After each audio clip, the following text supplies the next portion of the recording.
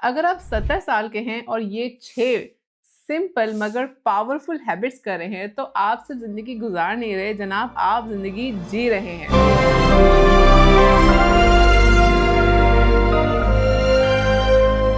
अच्छा, लोगों का कॉन्सेप्ट ये है कि आप जब 70 साल के हो जाते हैं तो जिंदगी स्लो हो जाती है और बोरिंग सी हो जाती है, वही टिपिकल एक्टिविटीज होती हैं। लेकिन असल में आपकी जो हैबिट्स होती हैं वो डिफाइन करती हैं कि आपकी लाइफ है कैसी, क्या वो यूथफुल है कि नहीं।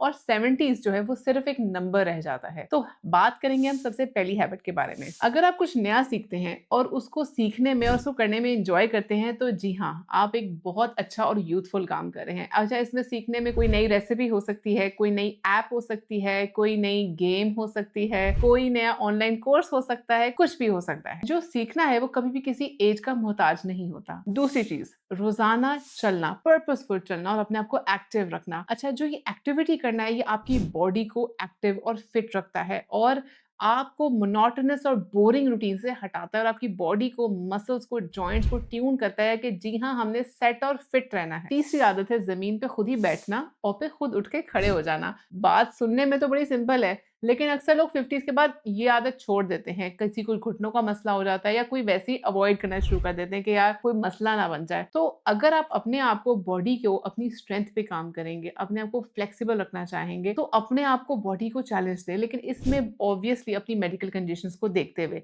और अगर आप शुरू से अपनी बॉडी को एक्टिव और हेल्दी रखेंगे तो किसी भी उम्र में जमीन पे बैठना और जमीन से खड़े होना आपके लिए मुश्किल बात नहीं होगी। नंबर 4, दोस्ती और रिश्ते में इन्वेस्ट करना। अच्छा, जो लोग असल में जानते हैं कि आपका असली असासा आपके रिश्ते हैं, आपके रिलेशंस हैं, पैसा, दौलत, शौहरत, ये सब नहीं, तो उन लोगों को पता है कि अपने आप को इमोशनली स्टेबल आगे जाके कैसे रखना है। क्योंकि इस उम्र में आपको मेनली चाहिए होते हैं good friends and good relations to keep you youthful. Number 5, छोटे छोटे प्रॉब्लम्स को वक्ती टाइमली हल करना, जैसे रूटीन हेल्थ चेकअप्स हो गए, कोई टास्क आपने अपने आप को असाइन की हुई है, अपना डेली टू डू लिस्ट है, आपने उसको पूरा करना है। कोई चीज घर की भी खराब हो रही है, उसको आपने लटकाना नहीं, उसको ठीक करना है। यानी कि आप स्मार्ट लिविंग को प्रेफर कर रहे हैं। कोई भी प्रॉब्लम को बढ़ने से पहले आप उसका सोल्यूशन और उसका हल निकाल रहे हैं, which is very smart of you. Number 6, कोई प्लान्स बनाना और उनको एक्साइटेड तरीके से एग्जीक्यूट करना। अच्छा, ये प्लान कोई आउटिंग का प्लान हो सकता है, कोई डे ट्रिप हो सकता है, कोई फ्रेंड्स के घर जाना हो सकता है, रिलेटिव्स के घर जाना हो सकता है,